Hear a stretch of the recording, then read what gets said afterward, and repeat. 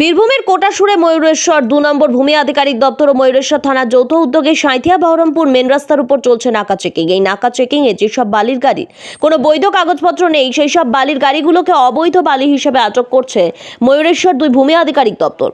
ময়ূরেশ্বর 2 ভূমি আধিকারিক দপ্তর ও ময়ূরেশ্বর থানার যৌথ উদ্যোগে বেশ কয়েকটা বালির গাড়ি ইতিমধ্যে আটক করা হয়েছে।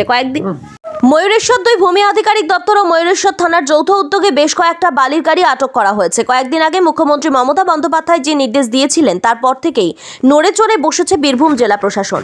গতকাল ও পরশু বীরভূমের ইলামবাজার, দুবরাজপুর আরও অন্যান্য বেশ কিছু জায়গায় অবৈধ বালি, কয়লা ও গরু বোঝাই গাড়ি আটক করেছে বীরভূম জেলা প্রশাসন। আজ ফের একই রকমভাবে অভিযান চালিয়ে ময়ূরেশ্বরের কোটাসুরে বেশ কয়েকটা অবৈধ বালির গাড়ি আটক করল ময়ূরেশ্বর 2 নম্বর ভূমি আধিকারিক দপ্তর।